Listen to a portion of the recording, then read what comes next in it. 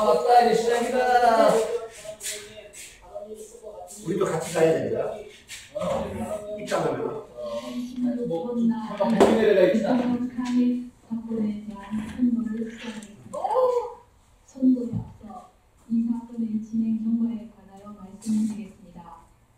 저희 재판관은 지난 90여일 동안 이 사건을 공정하고 신속하게 진행하기 위하여 온 힘을 다하여 왔습니다.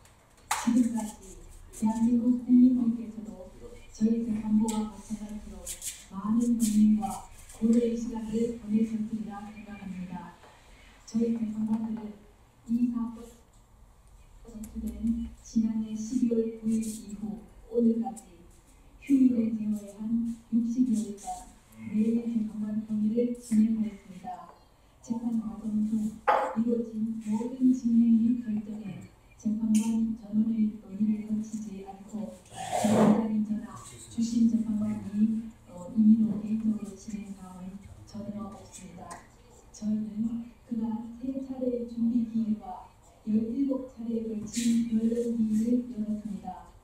그 과정에서 청구인 측 증거인 각 제174호증에 이르는 서증과 19명의 증인, 가나다의 공소 청구 촉탁 결정 및 판결의 사실조회 결정, 피청구인 측 증거인 의 제60호증에 이르는 서증과 17명의 증인, 6건의 문서 송부 촉탁 결정 및 68건의 사실조회 결정을 통한 증거조사를 하였으며 소추위원과 양쪽 대리인들의 변론을 완청하였습니다. 증거조사된 자료는 사편을 말하며 당사자 이외의 분들이 제출한 긴장했나봐요. 40박스에 분량 우리 이왕 언론에서 나왔으니까 좀 협조해 모여 앉았다. 유병수로 우리 마감에 이왕 친구 하면서 하는 텔레비 되게 잘 나오네.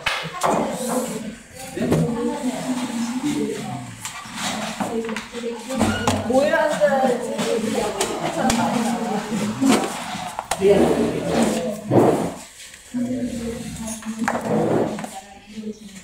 오늘의 인선과 더 이상의 국민분열과 혼란을 종식시키고 과학과 치유의 길로 나아가는 목걸이민들을 바랍니다. 또한 어떤 상황에서 헌법과 법치주의를 흔들려서는 안 될 우리 모두가 함께 지켜가야 할 가치라고 생각합니다. 지금부터 선고를 시작하겠습니다. 이 사건 판결 소수안의 가결 절차와 관련하여 충격이 있는지 살펴보겠습니다. 이체적으로 법적으로 안전했다는 점에 대하여 보겠습니다. 헌법상 탄핵소추안은 국민의 직무 집행에서 헌법이나 법률을 위반하는 사실이고 예의상 경우에 형사적으로 판정되지 않습니다.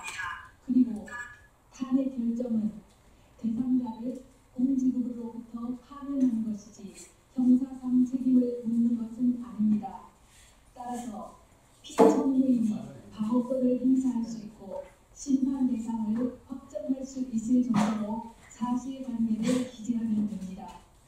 이 사건 소추 의결서의 헌법 위반 등의 부분이 분명하게 유형별로 구분되지 않은 측면이 없지 않지만 법률 위반 등의 부분과 종합하여 보면 소추 사유를 특정할 수 있습니다. 다음으로 이 사건 탄핵 소추안을 의결할 당시 국회 법사위의 조사도 없이 공소장과 신문기사 정도만 증거로 제시되었다는 점에 대하여 보겠습니다. 국회의 의사 절차의 자유권은 권력분립의 원칙상 존중되어야 합니다. 국회법에 의하더라도 탄핵소추 발의 시 사유조사 여부는 국회의 재량으로 규정하고 있으므로 그 의결이 헌법이나 법률을 위배한 것이라고 볼 수 없습니다. 다음, 이 사건 소추 의결이 아무런 토론 없이 진행되었다는 점에 관하여 보겠습니다. 의결 당시 상황을 살펴보면 토론 없이 표결이 이루어진 것은 사실이지만 국회법상 반드시 토론을 거쳐야 한다는 규정은 없고 미리 찬성 또는 반대의 뜻을 국회의장에게 통지하고 토론할 수는 있습니다. 그런데 당시 토론을 희망한 의원은 한 사람도 없었으며 국회의장이 토론을 희망하는데 못하게 한 사실도 없었습니다. 탄핵 사유는 개별 사유별로 의결 절차를 거쳐야 함에도 여러 개 탄핵 사유 전체에 대하여 일괄하여 의결한 것은 위법하다는 점에 관하여 보겠습니다. 소추 사유가 여러 개 있을 경우 사유별로 토론할 것인지 여러 사유를 하나의 소추 안으로 표결할 것인지는 소추 안을 발의하는 국회의원의 자유로운 의사에 달린 것이고 표결 방법에 관한 어떠한 명문 규정도 없습니다. 파견 재판관에 의한 선고가 부인으로 구성된 재판부로부터 공정한 재판을 받을 권리를 침해하였다는 점에 관하여 살펴보겠습니다. 헌법재판소는 헌법상 9명의 재판관으로 구성되어 있습니다. 그런데 현실적으로 재판관의 공무상 출장이나 질병 또는 재판관 퇴임 이후 후임 재판관 임명까지 사이의 공백 등 여러 가지 사유로 일부 재판관이 재판에 관여할 수 없는 경우는 발생할 수밖에 없습니다. 헌법과 법률에서는 이러한 경우에 대비한 규정을 마련해 놓고 있습니다. 탄핵의 결정을 할 때에는 재판관 6인 이상의 찬성이 있어야 하고 재판관 7인 이상의 출석으로 사건을 심리한다고 규정하고 있습니다. 9명의 재판관이 모두 참석한 상태에서 재판을 할 수 있을 때까지 기다려야 한다는 주장은 헌재와 같이 대통령 권한대행이 헌법재판소장을 임명할 수 있는지 논란이 되어 있는 이러한 상황에서는 결국 심리를 하지 말라는 주장으로서 탄핵소추로 인한 대통령의 권한 정지 정지라는 헌정 임기 상황을 그대로 방치하는 결과가 됩니다.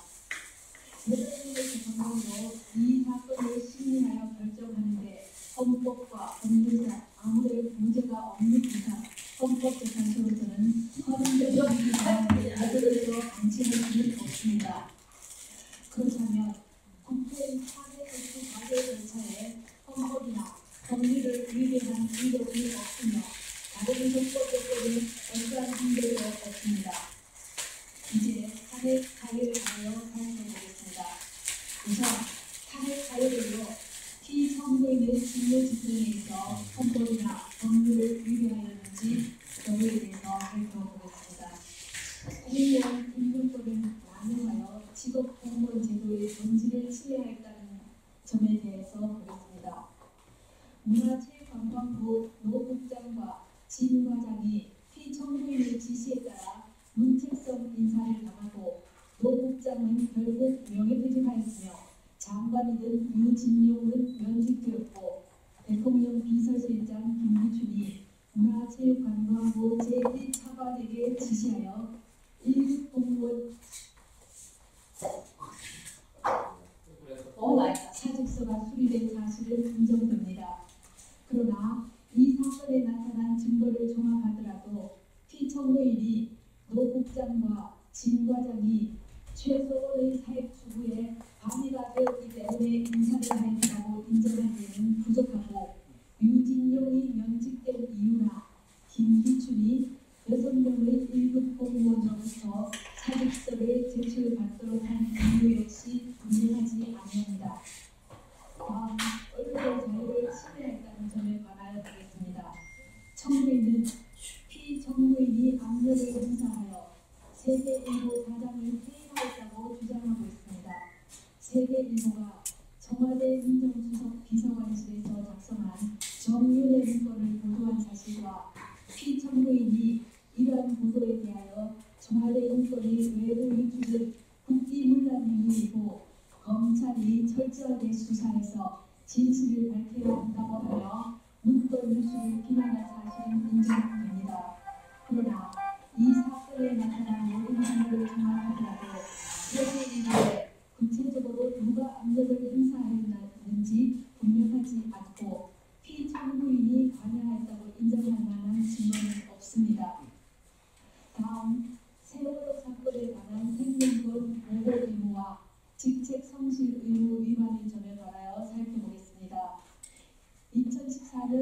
4월 16일 세월호가 침몰하여 304명이 희생되는 참사가 발생하였습니다. 당시 피청구인은 관저에 머물러 있었습니다. 헌법은 국가는 개인이 가지는 불가침의 기본적 인권을 확인하고 이를 보장할 의무를 진다고 규정하고 있습니다. 세월호 침몰 사건은 모든 국민들에게 큰 충격과 고통을 안겨준 참사라는 점에서 어떠한 말로도 희생자들을 위로하기에는 부족할 것입니다. 피청구인은 국가가 국민의 생명과 신체의 안전 보호 의무를 충실하게 이행할 수 있도록 권한을 행사하고 직책을 수행하여야 할 의무를 부담합니다. 그러나 국민의 생명이 위협받는 재난 상황이 발생하였다고 하여 피청구인이 직접 구조활동에 참여하여야 하는 등 구체적이고 특정한 행위 의무까지 바로 발생한다고 보기는 어렵습니다. 또한 피청구인은 헌법상 대통령으로서의 직책을 성실히 수행할 의무를 부담하고 있습니다. 그런데 성실의 개념은 상대적이고 추상적이어서 성실한 직책 수행 의무와 같은 추상적 의무 규정의 도출을 하는 것은 어려운 점이 있습니다. 헌법재판소는 이미 대통령의 성실한 직책 수행 의무는 규범적으로 그 이행이 관철될 수 없으므로 원칙적으로 사법적 판단의 대상이 될 수 없어 정치적 무능력이나 정책 결정상의 잘못 등 직책 수행의 성실성 여부는 그 자체로는 소추 사유가 될 수 없다고 하였습니다. 세월호 사고는 참혹하기 그지없으나 세월호 참사 당일 피청구인이 직책을 성실히 수행하는지 여부는 탄핵 심판 절차의 판단 대상이 되지 아니한다고 할 것입니다.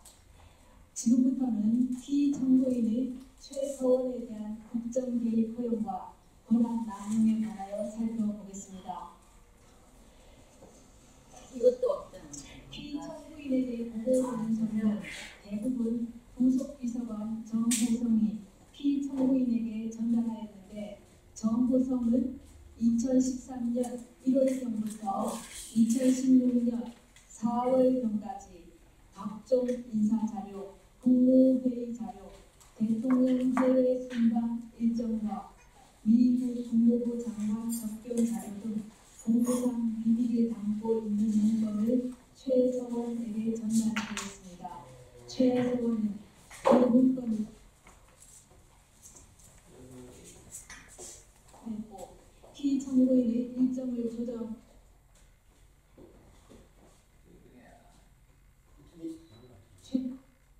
공직 후보자를 추천하기로 하였는데 그중 일부는 최서원의 이권 추구를 보았습니다. 피청구인은 최서원으로부터 KD 코퍼레이션이라는 자동차 부품회사의 대기업 납품을 부탁받고 현대자동차 그룹의 거래를 부탁하였습니다. 피청구인은 안종범에게 문화와 체육 관련 재단법인을 설립하라는 지시를 하여 대기업들로부터 486억 원을 출연받아 재단법인 미르, 288억 원을 출연받아 재단법인 K스포츠를 설립하게 하였습니다. 그러나 두 재단법인의 임직원 임명, 사업 추진, 자금 집행, 업무 지시 등 운영에 관한 의사결정은 피청구인과 최서원이 하였고 재단법인에 출연한 기업들은 전혀 관여하지 못했습니다. 최서원은 미르가 설립되기 직전에 광고회사인 플레이그라운드를 설립하여 운영했습니다. 최서원은 자신이 추천한 이모를 통해 미르를 장악하고 자신의 회사인 플레이그라운드와 용역 계약을 체결하도록 하여 이익을 취하였습니다. 그리고 최서원의 요청에 따라 피청구인은 안종범을 통해 KT의 특정인 두 사람을 채용하게 한 뒤 광고 관련 업무를 담당하도록 요구했습니다. 그 뒤 플레이그라운드는 KT의 광고 대행사로 선정되어 KT로부터 68억여 원에 이르는 광고를 수주했습니다. 안종범은 피청구인 지시로 현대자동차 그룹의 플레이그라운드 소개 자료를 전달했고 현대와 기아자동차는 신생 광고회사인 플레이그라운드에 9억여 원에 달하는 광고를 발주했습니다. 한편 최서원은 K스포츠 설립 하루 전에 더블유K를 설립하여 운영했습니다. 최서원은 노승일과 박헌영을 K스포츠의 직원으로 채용하여 WK와 업무 협약을 체결하도록 했습니다. 피청구인은 안종범을 통하여 그랜드코리아 레저와 포스코가 스포츠팀을 창단하도록 하고 WK가 스포츠팀의 소속 선수 에이전트나 운영을 맡기도록 하였습니다. 최서원은 문화체육관광부 제2차관 김종을 통해 지역 스포츠클럽 전면 개편에 대한 문화체육관광부 내부 문건을 전달받아 K스포츠가 이에 관여하여 WK가 이익을 취할 방안을 마련했습니다. 또 피청구인은 롯데그룹 회장을 독대하여 5대 거점 체육인재 육성사업과 관련해 하남시의 체육시설을 건립하려고 하니 자금을 지원해 달라고 요구하여 롯데는 K스포츠에 70억 원을 송금했습니다. 다음으로 피청구인의 이러한 행위가 헌법과 법률에 위배되는지 보겠습니다. 헌법은 공무원을 국민 전체에 대한 봉사자로 규정하여 공익의 실현 의무를 천명하고 있고 이 의무는 국가공무원법과 공직자윤리법 등을 통해 구체화되고 있으니 피청구인의 행위는 최서원의 이익을 위해 대통령의 지위와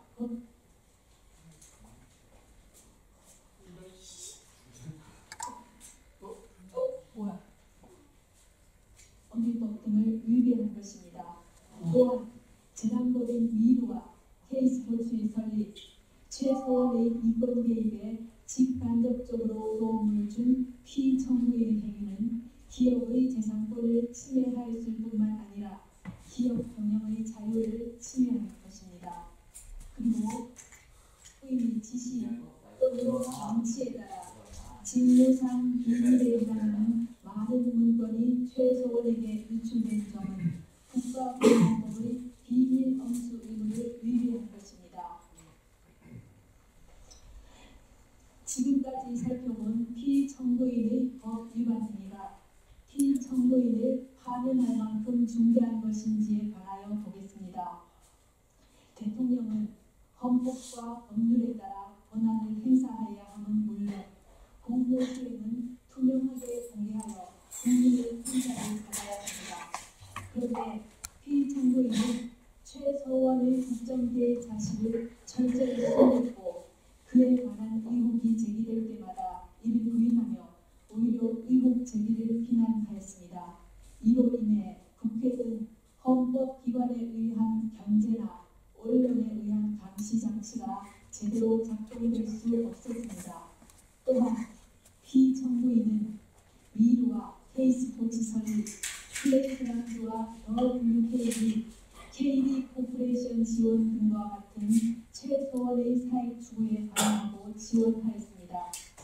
피청구인의 헌법과 법률 위배 행위는 제1기관 전반에 걸쳐 지속적으로 이루어졌고 국회와 언론의 지적에도 불구하고 오히려 사실을 은폐하고 관련자들을 단속해 왔습니다. 그 결과 피청구인의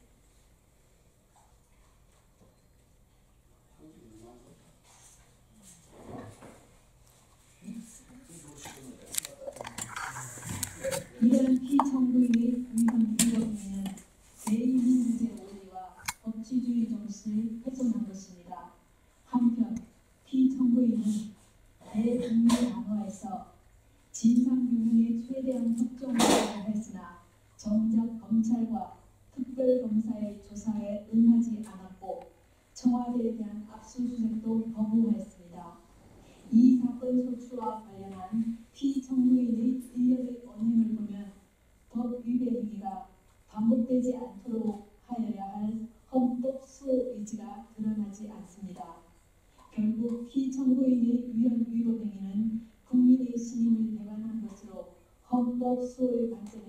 용납해서 그런 아니 그런 데는 세월을 저렇게 디나이를 하지.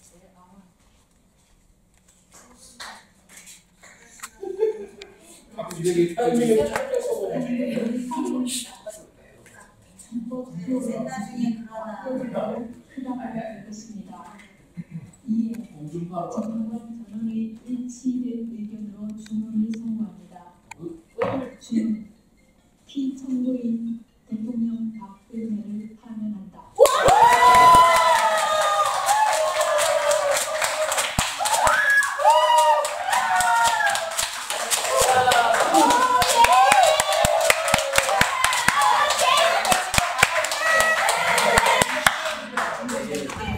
다만 이러한 사유만으로는 다른 사유를 구성하기 어렵다는 재판관 강대식 재판관 가만히 있어봐요.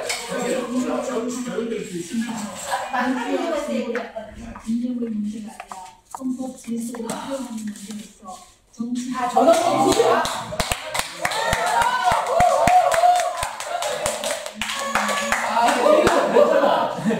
이거 빵빵한 소리 안 나? 자,